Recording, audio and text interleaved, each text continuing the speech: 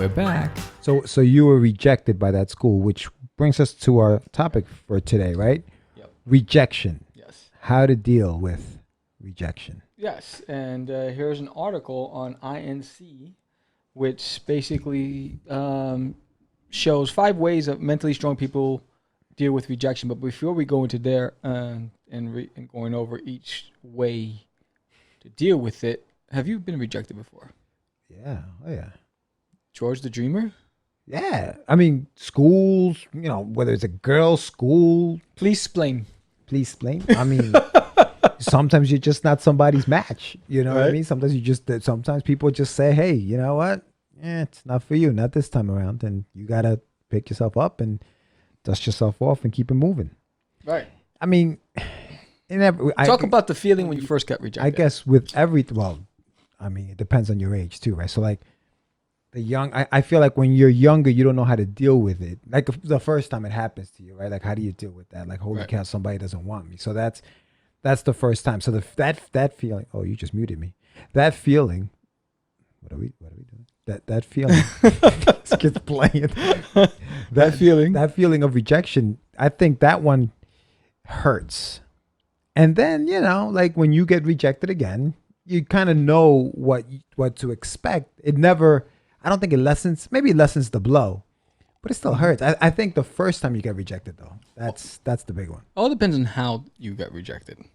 I mean, I don't know. A no is a no, right? Like if you've never heard no before, and all of a sudden somebody just no.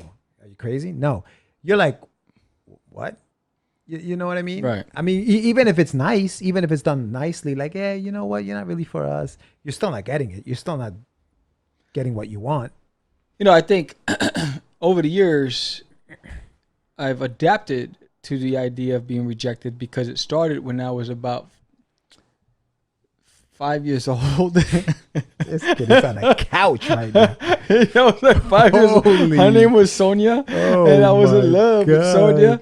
And I remember getting a lollipop, and I went up to her window, and I said, "Hello, Sonia, will you be my girlfriend?" And then my friend Boris came with this big giant lollipop, and he's like, "Will you be my girlfriend?" And she took the bigger lollipop. Ain't that something? Hey, listen. Look here, man. Can't be coming over here with no little lollipops and expect to get Sonia. Oh my God. Sonia wanted the big lollipop. It ruined my life. But when I got into writing and illustrating, I remember when I would send my submissions to traditional publishers, not comic books, but like children's book publishers. I mean, I have about maybe 48 rejection letters. I remember the first time it came in the mail, I was like, I'm excited. I opened it up. It's like, thank you, but no thank you, right? And then I'm like, and so I put them all in a binder. I got them somewhere packed. Yeah. And it was painful. Then I remember when I said this on a previous show, I submitted something to Top Cow. And I got back photocopies of Michael Turner's. Oh, yeah. When you look like this, portfolio. Call us back. And it's like, yo, son, step away. Don't even come back. Put that pencil down. Change careers. But I think, it made you, I mean, sometimes. Resilient. Yeah, sometimes it could kill you to the point where it's like, yes, you're like, holy cow, I'm never doing this again. And sometimes that just drives you even more to say, you know what? I'm gonna get better, and I'm gonna come back, and you're gonna want me. Yes. And I think that's the challenge of what you do with that rejection. How do you overcome it? How do you process it? How do you take it for what it is, and not make it more than that? I think look into why. I had to teach myself to understand, why am I being rejected? What was it about this product? What was it missing? Did I rush it? All those things. And, the first time you're like, all right, I don't want to pick up a pencil.